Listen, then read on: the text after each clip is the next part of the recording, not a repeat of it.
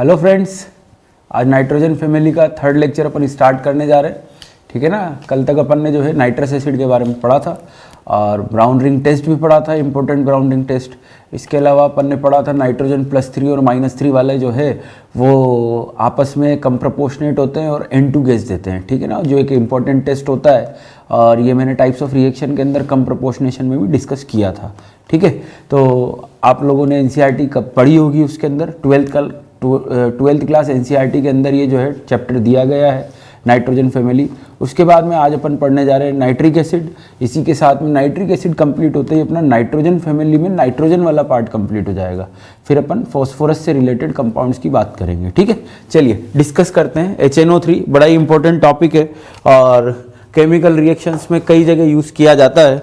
देखें, सबसे पहले अपन बात करें नाइट्रिक एसिड की, तो नाइट्रिक एसिड है क्या? नाइट्रिक एसिड है HNO3। ठीक है ना। HNO3 के स्ट्रक्चर की बात करें तो N double bond O coordinate और OH।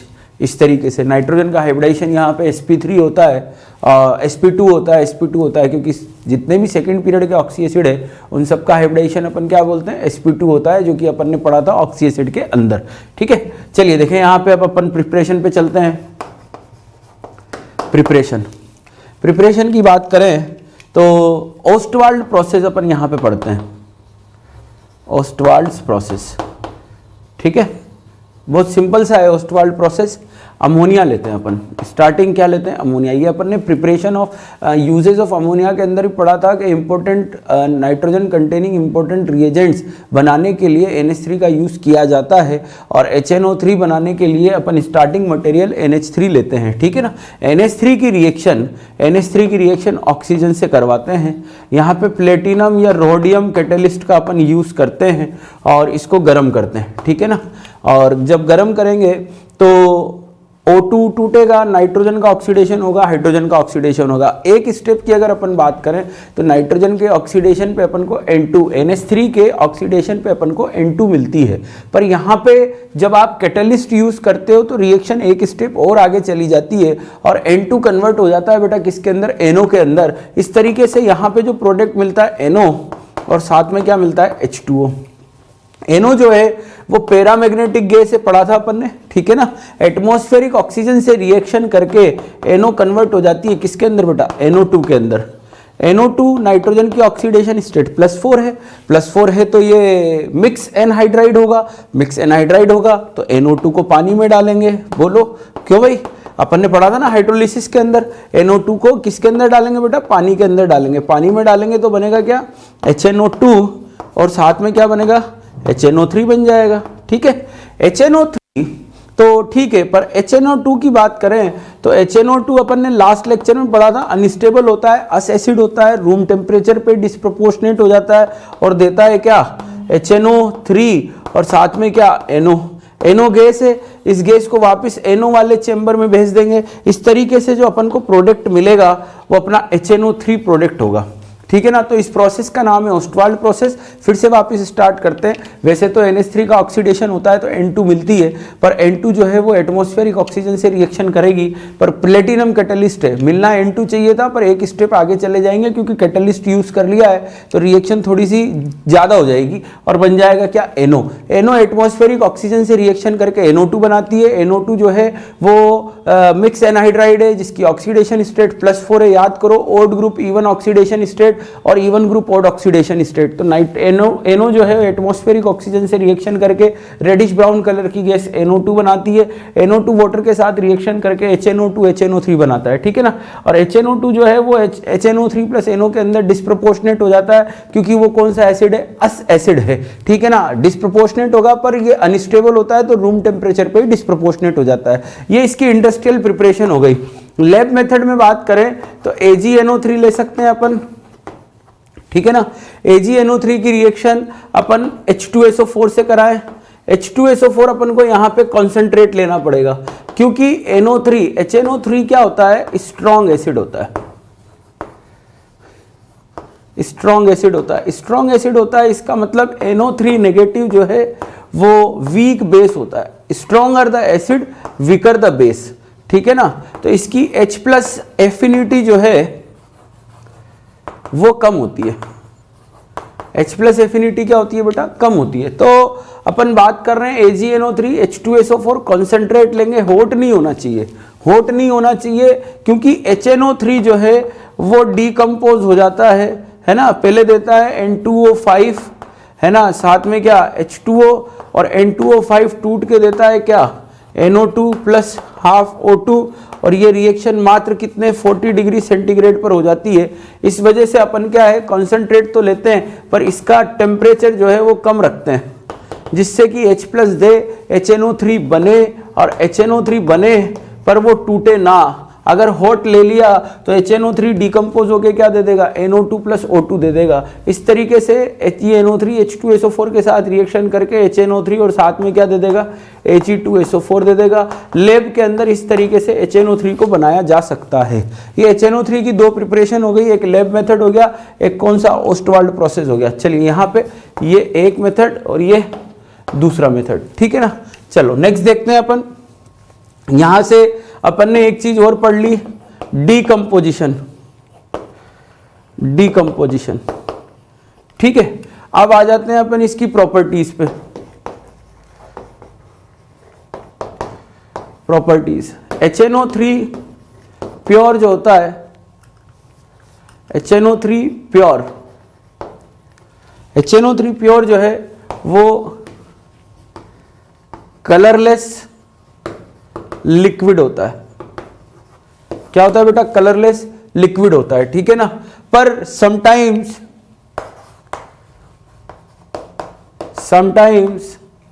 HNO3 becomes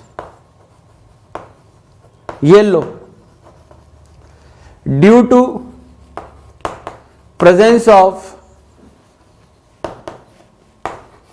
NO2। NO2 polar है, पानी में पड़ी रहती है, तो है ना NO2 की प्रेजेंस की वजह से कई बार HNO3 जो है वो किस कलर का हो जाता है बेटा, येलो कलर का हो जाता है। ये अपन को लर्न करना पड़ेगा, ठीक है ना। कई बार क्वेश्चन सीधे सीधे एग्जाम में पूछा गया है कि HNO3 का कलर येलो होने का रीजन क्या है, तो उसका सिंपल सा रीजन है कि उसके अंदर NO2 होती है। अब आपको डाउट ये आता है सर NO2 तो है ना रेडिश ब्राउन कलर की गैस होती है, पर वो सॉल्यूशन को येलो कैसा कर देती है बेटा, कम कॉन्सेंट्रेशन होती है ना, तो ब्राउनिश कलर जो है वो येलोइश नजर आने लगता है। कॉन्सेंट्रेशन का इफेक्ट है, इंटेंसिटी का इफेक्ट है। जब आप डाइल्यूट कर दोगे, बहुत कम कॉन्सेंट्रेशन होगी तो येलोनेस नजर आएगी, पर जब आप उसको है ना डार्क कर दोगे, बहुत ज्यादा इंटेंस कर दोगे, तो येलो येलो येलो मिलते मिलते मिलते वो डार्क हो जाएगा, और डार्क हो जाएगा तो yellow brown reddish brown colour का हो जाएगा वो, ठीक है ना।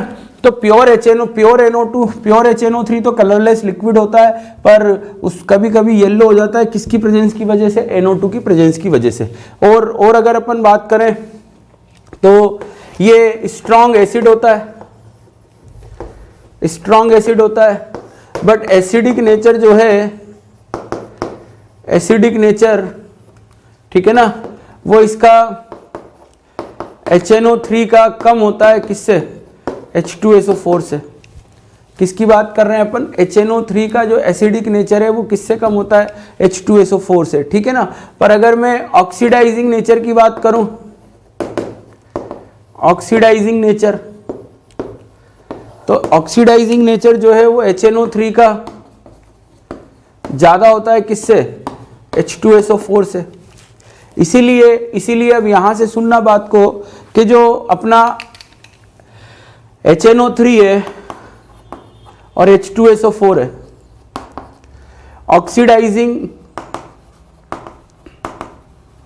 एजेंट की बात कर रहे हैं, तो डाइल्यूट के साथ में, कंसंट्रेट के साथ में, जब डाइल्यूट HNO3 लेते हैं तो भी ऑक्सीडाइजिंग है, कॉन्सेंट्रेट लेते हैं तो भी ऑक्सीडाइजिंग है।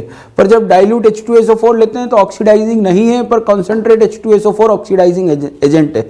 ऐसा क्यों समझना, नाइट्रोजन की इलेक्ट्रोनेगेटिविटी ज्यादा है तो नाइट्रोजन की इलेक्ट्रॉन लेने की टेंडेंसी ज्यादा है। जब नाइट्रोजन की इलेक्ट्रॉन लेने की टेंडेंसी ज्यादा होगी तो ऑब्वियस सी बात है उसका ऑक्सीडाइजिंग नेचर भी क्या होगा, ज्यादा होगा। अब यहां से सुनना कि जैसे जैसे H+ बढ़ता है ऑक्सीडाइजिंग नेचर बढ़ता है। याद आ रहा है KMnO4 एसिडिफाइड जाता है Mn2+ में, फिर KMnO4 न्यूट्रल या वीकली बेसिक जाता है MnO2 के अंदर, और फिर इसके अलावा KMnO4 स्ट्रांगली बेसिक जाता है MnO4 2 नेगेटिव के अंदर, जो कि अपन ने पढ़ा था जैसे जैसे H+ कॉन्सेंट्रेशन बढ़ती है ऑक्सीडाइजिंग नेचर बढ़ता है।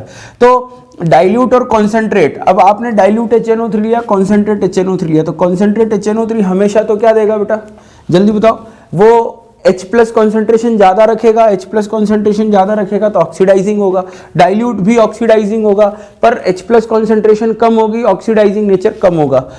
अब यहाँ पे आ जाओ H2SO4 पे, तो H प्लस कॉन्सेंट्रेशन बढ़ रही है तो ऑक्सीडाइजिंग नेचर बढ़ रहा है, तो कॉन्सेंट्रेट H2SO4 तो ऑक्सीडाइजिंग होगा पर डाइल्यूट नहीं होगा, क्योंकि H प्लस कॉन्सेंट्रेशन उसकी क्या हो चुकी है, कम हो चुकी है। ठीक है, तो यहाँ से अपन ने प्रॉपर्टीज पढ़ ली है।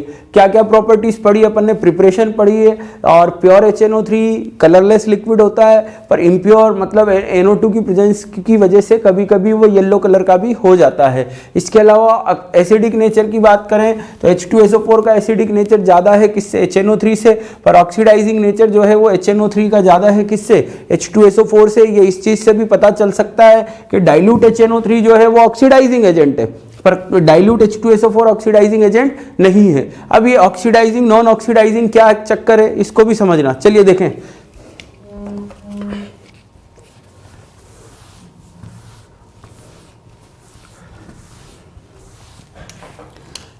भाई अपन ने पढ़ा था कि मेटल जिसकी रिएक्टिविटी हाइड्रोजन से ज्यादा है, मेटल जिसकी रिएक्टिविटी हाइड्रोजन से ज्यादा है वो H प्लस के साथ रिएक्शन करती है, ठीक है ना, और हाइड्रोजन गैस निकाल देती है। ठीक है, पर मेटल जिनकी रिएक्टिविटी हाइड्रोजन से कम है वो H प्लस के साथ रिएक्शन नहीं करती, कोई हाइड्रोजन गैस नहीं बनती है। ठीक है ना, पर ये H प्लस के रेस्पेक्ट में बात कर रहे हैं, है ना, ये नॉन ऑक्सीडाइजिंग के रेस्पेक्ट में बात कर रहे हैं। ठीक है, जैसे डाइल्यूट H2SO4 है, इसको अपन ने नॉन ऑक्सीडाइजिंग एसिड क्यों बोला है, ऑक्सीडाइजिंग क्यों नहीं बोला, ठीक है ना, क्यों, क्योंकि इसके अंदर SO4 2 नेगेटिव का कोई रोल नहीं है, इसमें सारी की सारी रिएक्शन किसके दम पे होती है, H प्लस के दम पे होती है। ठीक है, तो अगर मैं बात करूं कि यहाँ पे अगर मैं H2SO4 लिखूंगा तो रिएक्शन हो जाएगी डाइल्यूट वाला, पर यहाँ पे लिखूंगा तो रिएक्शन नहीं होगी। ठीक है ना, तो ऑक्सीडाइजिंग नॉन ऑक्सीडाइजिंग का बेसिक मतलब क्या है कि कॉन्सेंट्रेट H2SO4 ले लिया, कॉन्सेंट्रेट H2SO4, तो ये H2SO4 में H प्लस काम करने वाला है, जबकि यहाँ पे काम करने वाला कौन है, SO4 2 नेगेटिव है। तो ये डिफरेंस है ऑक्सीडाइजिंग और नॉन ऑक्सीडाइजिंग का। ठीक है ना, तो जब नॉन ऑक्सीडाइजिंग लेते हैं तो रिएक्शन सिर्फ और सिर्फ किसके दम पर होती है, H प्लस के दम पर, मतलब जिसकी रिएक्टिविटी हाइड्रोजन से ज़्यादा है सिर्फ वो ही रिएक्शन करते हैं। ये ऑक्सीडाइजिंग और नॉन ऑक्सीडाइजिंग का डिफरेंस है। जैसे अगर मैंने डाइल्यूट HNO3 लिखा तो डाइल्यूट HNO3 ऑक्सीडाइजिंग है या नॉन ऑक्सीडाइजिंग है बेटा, जल्दी से दिमाग में लाओ, अभी अपन ने पढ़ा था ऑक्सीडाइजिंग है, तो ऑक्सीडाइजिंग में H प्लस रिएक्शन नहीं करेगा, रिएक्शन कौन करेगा, NO3 माइनस करेगा। ऐसे ही अगर मैंने बोला कॉन्सेंट्रेट HNO3 है तो रिएक्शन किसके दम पे, H प्लस के दम पे होगी या NO3 माइनस के दम पे, NO3 माइनस के दम पे होगी, H प्लस के दम पे नहीं होगी। क्यों नहीं होगी, क्योंकि ऑक्सीडाइजिंग है, तो ऑक्सीडाइजिंग में कौन सा पार्ट रिएक्शन के अंदर जाता है, एनाइनिक पार्ट जाता है, पर जब नॉन ऑक्सीडाइजिंग लेते हैं तो कौन जाता है, H प्लस जाता है। बात समझ में आ रही है, तो रिएक्शन जब अपन लिखना चालू करेंगे ऑक्सीडाइजिंग और नॉन ऑक्सीडाइजिंग के साथ में, इस चीज को समझना। ये लिया मैंने मेटल प्लस कॉन्सेंट्रेट HNO3 ले लिया, एक साथ ही लिखेंगे, है ना, मेटल प्लस HNO3। पहले तो इस चीज को समझो कि HNO3 कॉन्सेंट्रेट रिड्यूसिंग एजेंट के साथ रिएक्शन करेगा तो बनाएगा प्रोडक्ट क्या, NO2, ठीक है ना, और जब डाइल्यूट HNO3 लेंगे रिड्यूसिंग एजेंट के साथ रिएक्शन करेगा तो प्रोडक्ट बनाएगा क्या, NO, except metal reactivity greater than hydrogen, उस केस में क्या बनता है, N2O। आओ समझते हैं क्या चक्कर है। देखो भाई, पहले तो कॉन्सेंट्रेट और डाइल्यूट का मतलब समझो कि HNO3 की कॉन्सेंट्रेशन बढ़ रही है तो NOH प्लस की तो बढ़ ही रही है, साथ में NO3 की भी बढ़ रही है। डाइल्यूट का मतलब H+ की कॉन्सेंट्रेशन कम है और NO3 की कॉन्सेंट्रेशन भी क्या है, कम है। ठीक है, अब जितना ज़्यादा NO3 होगा उसको रिडक्शन के लिए रिक्वायर्ड इलेक्ट्रॉन क्या होंगे, ज़्यादा चाहिएंगे। अभी NO3 तुमने सपोज करो 10 मोल ले लिया, 70% बोलते हैं ना अपन इसको, 70%, तो 7 मोल HNO3 ले लिया। 20% का मतलब 20% का मतलब समझो तुमने 2 मोल HNO3 ले लिया।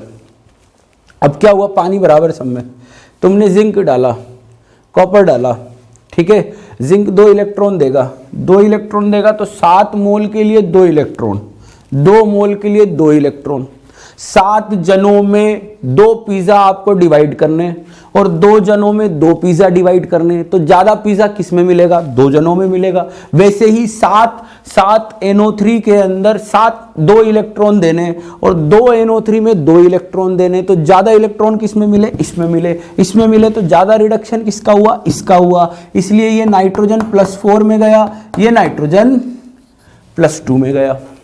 ये बात समझ में आई कि कॉन्सेंट्रेट HNO3 NO2 देता है और डाइल्यूट HNO3 जो है वो NO देता है। ऐसा क्यों हुआ, फिर से समझना बात को कि HNO3, क्या बोला मैंने, HNO3 कॉन्सेंट्रेट है तो NO3 की कॉन्सेंट्रेशन ज्यादा है, और NO3 की कॉन्सेंट्रेशन ज्यादा है तो आने वाले इलेक्ट्रॉन रिडक्शन के लिए कम पड़ रहे हैं, इसका मतलब कम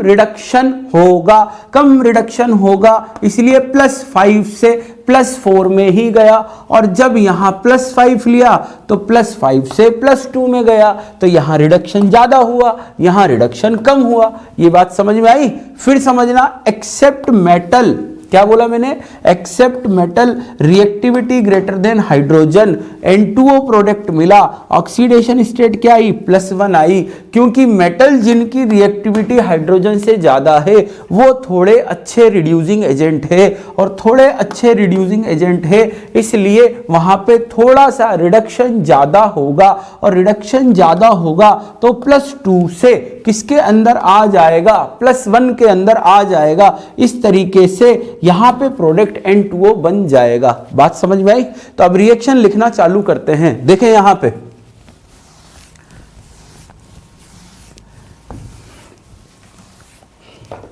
अपन ने लिया जिंक प्लस कॉन्सेंट्रेट HNO3 और डाइल्यूट HNO3।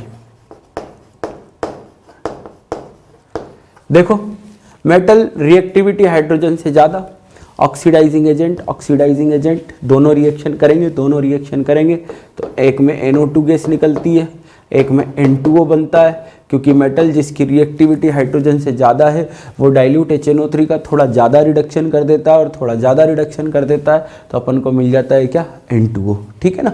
फिर अब समझना, और जिंक का ऑक्सीडेशन होगा तो ZNO बनेगा, ZNO जो है वो एम्फोटेरिक होगा, और HNO3 के साथ रिएक्शन करके वो क्या बना लेगा, एसिड बना लेगा। क्या बना लेगा, एसिड और बेस आपस में रिएक्शन करके सॉल्ट बना लेंगे, तो ZNO प्लस कॉन्सेंट्रेट HNO3 बन जाएगा क्या, ZnNO3 होल ट्वाइस। यहाँ पे बन जाएगा क्या, ZnNO3 होल ट्वाइस। आई बात समझ में। जिंक कॉन्सेंट्रेट HNO3 के साथ रिएक्शन करके जिंक का nitrate NO2, zinc dilute HNO3 के साथ रिएक्शन करके N2 और ZnNO3 होल ट्वाइस। बहुत सिंपल सा है। फिर समझो, कॉपर ले लिया मैंने, कॉपर लिया, कॉन्सेंट्रेट HNO3 लिया और डाइल्यूट HNO3 लिया। कॉपर जिसकी रिएक्टिविटी हाइड्रोजन से क्या है बेटा, कम है तो प्रोडक्ट क्या मिल जाएगा अपन को, यहाँ पे NO मिल जाएगा, यहाँ पे जो है प्रोडक्ट NO2 मिल जाएगा। अब समझो, कॉपर का ऑक्सीडेशन होगा तो CuO बनेगा, CuO HNO3 के साथ रिएक्शन करके CuNO3 होल ट्वाइस बना लेगा। ऐसे यहाँ पे कॉपर का ऑक्सीडेशन होगा तो CuO बनेगा, CuO HNO3 के साथ में रिएक्शन करके क्या बना लेगा, CuNO3 होल ट्वाइस बना लेगा। ठीक है ना, ये रिएक्शन समझ में आई होगी। अब देखो वेराइटी रिएक्शन में क्या है, रिएक्शन में वेराइटी को समझना। ये लिया अपन ने Fe अब बेटा Fe दो ऑक्सीडेशन स्टेट शो करता है, एक +2 और एक +3। कॉन्सेंट्रेट HNO3 जो है वो स्ट्रॉन्ग ऑक्सीडाइजिंग एजेंट है, जबकि dilute HNO3 moderate oxidising agent है। अब रिएक्शन कैसे होगी, देखो जब स्ट्रॉन्ग होगा तो Fe जो है वो Fe2+ के अंदर नहीं Fe3+ के अंदर जाएगा और FeNO3 होल थ्राइस बन जाएगा। डाइल्यूट लेंगे तो कम ऑक्सीडाइजिंग होगा और कम ऑक्सीडाइजिंग होगा तो FeNO3 होल ट्वाइस ही बन पाएगा। डिफरेंस समझ में आया? ये ऑक्सीडाइजिंग नेचर का ऑर्डर बता रहा है कि इसका ऑक्सीडाइजिंग नेचर है ज़्यादा है और इसका ऑक्सीडाइजिंग नेचर कम है। अब साइड प्रोडक्ट की बात करते हैं। Fe की इलेक्ट्रोनेगेटिव Fe जो है वो रिएक्टिविटी सीरीज में H2 से ज़्यादा है, हाइड्रोजन से ज़्यादा है, तो कॉन्सेंट्रेट HNO3 तो हमेशा प्रोडक्ट NO2 देगा, पर डाइल्यूट HNO3 के केस में प्रोडक्ट क्या बन जाएगा, N2O बन जाएगा, क्योंकि मेटल की रिएक्टिविटी हाइड्रोजन से ज़्यादा है। फिर समझना, फिर लिया मैंने यहाँ पे मरकरी लिया। अब मरकरी भी दो तरह की ऑक्सीडेशन स्टेट शो करता है, ठीक है ना, एक +1 और दूसरी +2। तो कॉन्सेंट्रेट HNO3 के साथ में रिएक्शन कराई, डाइल्यूट HNO3 के साथ में रिएक्शन कराई। अब यहाँ पे प्रोडक्ट को समझना, मरकरी कॉन्सेंट्रेट में +2 में जाएगा, +2 में जाएगा तो HgNO3 होल ट्वाइस बन जाएगा, ठीक है ना, और यहाँ पे +1 में जाएगा, पर मरकरी का +1 डाइमेरिक फॉर्म में एग्जिस्ट करता है Hg2 तो प्रोडक्ट बनेगा Hg2NO3 होल ट्वाइस बन जाएगा। साथ में यहाँ पे NO2 गैस निकलेगी, सिर्फ यहाँ पे NO गैस निकलेगी। ये डिफरेंस समझ में आया, ठीक है ना। एक रिएक्शन और लिखता हूं तब जाके और ढंग से क्लेरिफाई होगी चीज कि क्या चक्कर है। देखें, FeS लिया बेटा मैंने, FeS, और ये लिया कॉन्सेंट्रेट HNO3 और ये लिया डाइल्यूट HNO3, ठीक है। Fe का ऑक्सीडेशन होगा तो क्या मिलेगा, Fe पहले से +2 में है तो +3 में FeNO3 होल थ्राइस, ठीक है। यहाँ पे भी FeNO3 होल थ्राइस। क्यों बेटा, क्योंकि Fe पहले से +2 में है। अगर 0 में होता तो यहाँ +3 और यहाँ +2 बनता, पर यहाँ पे पहले से +2 में है, इसलिए यहाँ पे +3 बनाए। ऐसा कोई एक्स्ट्रा रिएक्शन नहीं हुई है, ठीक है ना, कोई चक्कर वाली बात नहीं है। पर यहाँ पे प्रोडक्ट जो है बेटा वो NO2 बनेगा और यहाँ पे प्रोडक्ट जो है वो NO बनेगा। N2O नहीं बना क्योंकि ये Fe नहीं है, ये Fe नहीं है, Fe 0 नहीं है। Fe 0 के केस में N2O बनता। Fe कौन सा है, +2 है। आप इधर ध्यान दो, वापस चलो मेरे साथ। मैंने क्या बोला था, यहां पे मेटल जिसकी रिएक्टिविटी, क्या बोला था, मेटल जिसकी रिएक्टिविटी हाइड्रोजन से ज्यादा है। ये नहीं बोला था मेटल आयन, मेटल बोला था। मेटल मतलब मेटल पे चार्ज क्या, 0। इस वजह से यहां पे देखना कि Fe की जो ऑक्सीडेशन स्टेट थी, Fe की जो ऑक्सीडेशन स्टेट थी वो +2 में गई, पर इधर समझे चीज को, तो Fe पे चार्ज पहले से कितना है, +2 है, +2 है तो +3 में गया और प्रोडक्ट क्या बन गया, NO बन गया। तो ये रिएक्शन में डिफरेंस समझ में आया। अगर आप मेटल लिखोगे और रिएक्टिविटी सीरीज से ज्यादा है तो N2O बनेगा, पर अगर वही मेटल कैटायन लिखा तो फिर NO बनेगा, उसमें कहीं N2O बनने का कोई चांसेस नहीं है, ठीक है ना। तो ये आप नोट कर लिए और फिर अपन इसमें नॉन मेटल के साथ में रिएक्शन डिस्कस करते हैं। जल्दी से कंप्लीट करिए। तो मेटल के साथ में रिएक्शन समझ में आ गई होगी, ठीक है ना। अब नॉन मेटल के साथ बात करते हैं। देखो समझना, non metal plus concentrate HNO3, ठीक है ना, बहुत सिंपल सी रिएक्शन है। देखो नॉन मेटल, पहले रिएक्शन को समझो। यह है एक ऑक्सीडाइजिंग एजेंट, ठीक है ना, और नॉन मेटल का जब अपन ऑक्सीडेशन करेंगे तो ऑक्साइड बनेगा, ठीक है, और ऑक्साइड को पानी में डालेंगे तो ऑक्सी एसिड बनेगा। और स्टेबल ऑक्सी एसिड कौन से होते हैं, पेरेंट इक एसिड होते हैं। स्टेबल वाले कौन से वाले, स्टेबल वाले पेरेंट इक एसिड होते हैं। तो अब रिएक्शन स्टार्ट करते हैं, समझ में आया होगा। Non metal plus concentrate HNO3, एक लाइन में रिएक्शन खत्म हो जाएगी सारी की सारी। कॉन्सेंट्रेट HNO3 हमेशा प्रोडक्ट देता है क्या, NO2।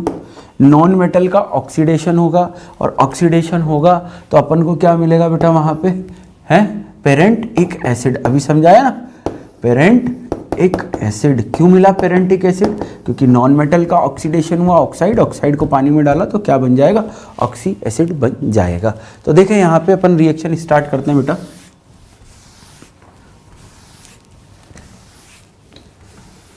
रिएक्शन स्टार्ट करते हैं। P4 लिया, S8 लिया, आयोडीन लिया, सल्फर कार्बन लिया, बोरोन लिया, सिलिकॉन लिया। कॉन्सेंट्रेट HNO3 है, इस वजह से कार्बन, बोरोन और सिलिकॉन भी रिएक्शन कर जाएंगे, पर अगर डाइल्यूट होगा तो रिएक्शन करने में दिक्कत आएगी, क्योंकि ये तीनों के तीनों नेटवर्क सॉलिड है। और अपन ने वैसे भी कार्बन फैमिली, बोरोन फैमिली पढ़ा था, ये डाइल्यूट एसिड्स के साथ में रिएक्शन नहीं करते हैं, concentrate and strong oxidizing acids के साथ ही ये रिएक्शन करते हैं। देखें P4 सबके अंदर क्या डालने जा रहे हैं अपन बेटा, कॉन्सेंट्रेट HNO3, और कॉन्सेंट्रेट HNO3 का खुद का प्रोडक्ट क्या होता है बेटा, NO2। ठीक है, वो हमेशा क्या देगा, NO2। तो P4 के रिस्पेक्ट में क्या बन जाएगा बेटा, H3PO4, S8 के रिस्पेक्ट में H2SO4, आयोडीन के रिस्पेक्ट में HiO3, कार्बन के रिस्पेक्ट में H2CO3 is equal to H2O plus CO2। सबके पेरेंटिक एसिड बनाते जाओ, दिमाग लगाने की जरूरत ही नहीं है। बोरोन के रिस्पेक्ट में H3BO3, सिलिकॉन के H4SiO4। कभी क्वेश्चन आ जाए तो ऑक्सीडेशन स्टेट चेक करके भी आंसर दे सकते हैं, कोई बड़ी बात नहीं है। ठीक है ना। अब इसमें आर्सेनिक ले लिया अपन ने, क्या ले लिया, आर्सेनिक। आर्सेनिक मेटलॉइड है, मेटलॉइड है तो बनाएगा क्या,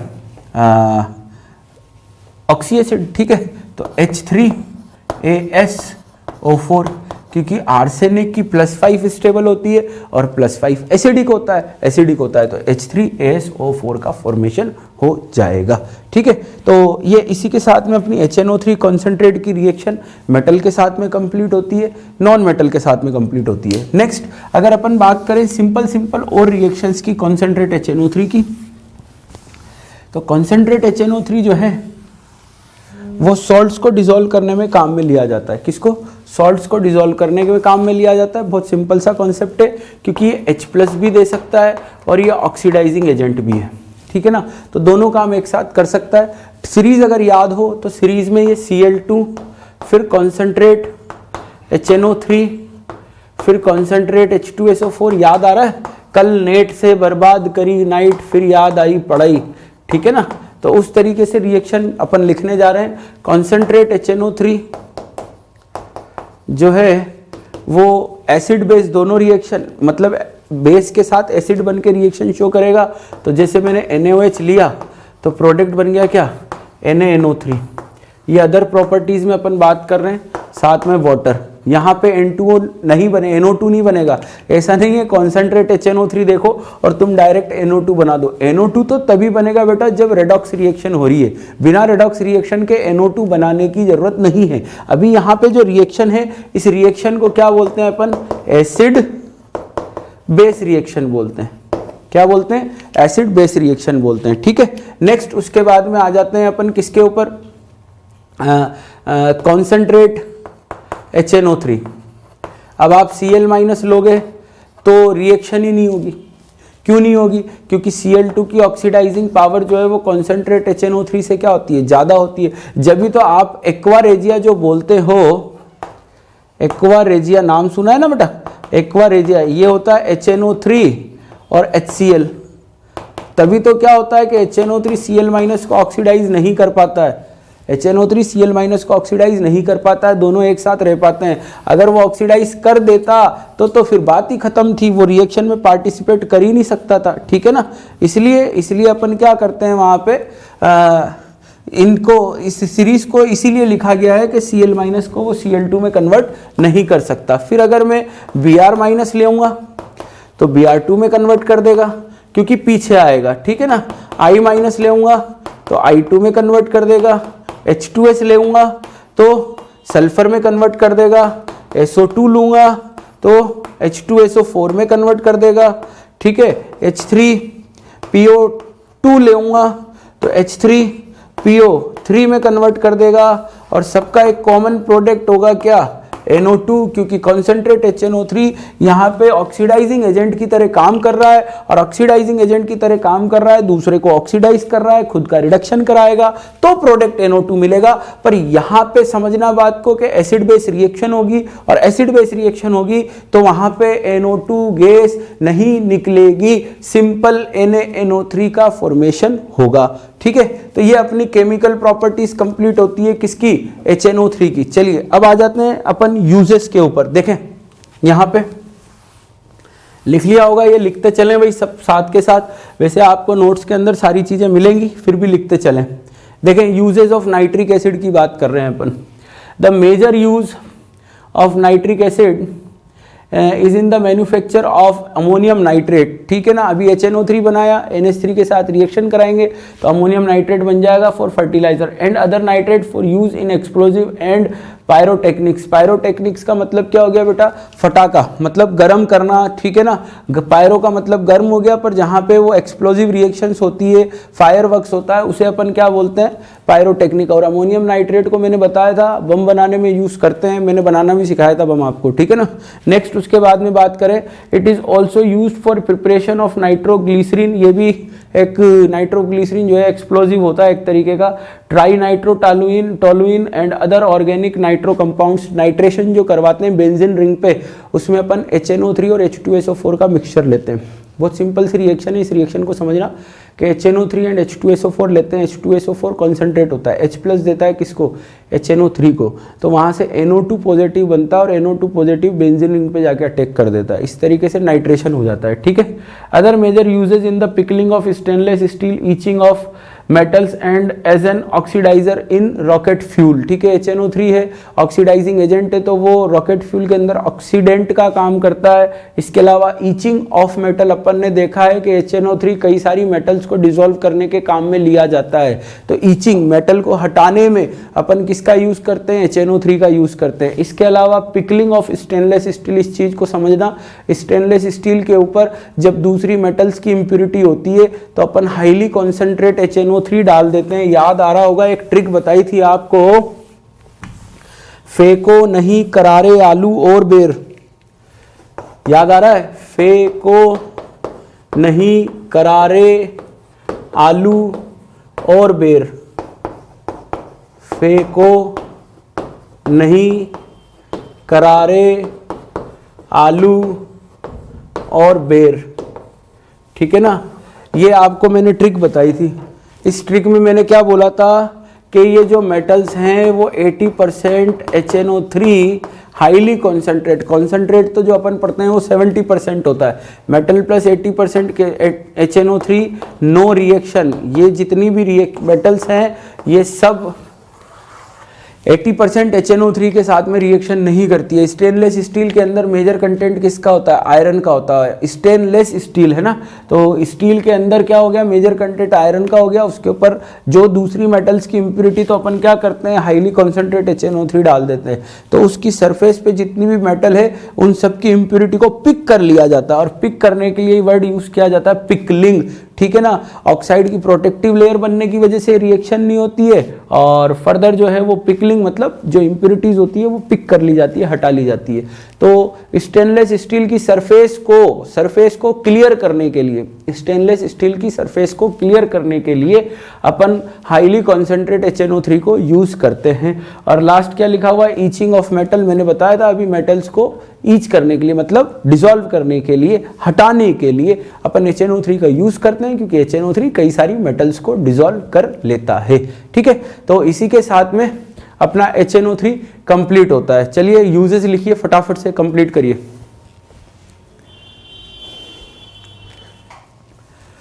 तो दोस्तों इसी के साथ में अपना HNO3 कंप्लीट होता है।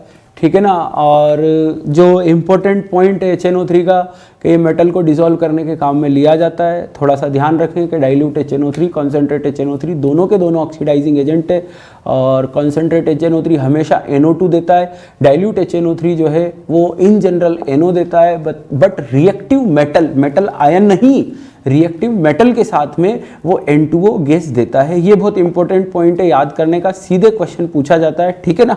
और एक ट्रिक जो बताई थी, फेंको नहीं करारे आलू और बेर, ये डायरेक्ट याद रखें, 80% HNO3 के साथ में रिएक्शन नहीं करते हैं, ठीक है। तो अपन आज यहीं पे लेक्चर को फिनिश करते हैं। HNO3 अपना कंप्लीट हुआ, नाइट्रोजन फैमिली में नाइट्रोजन वाला पार्ट कंप्लीट हो गया है। नेक्स्ट लेक्चर में अपन फास्फोरस वाला पार्ट कंप्लीट करेंगे। आपको जो क्वेश्चंस मिले उन क्वेश्चंस को करिएगा। चलिए बाय।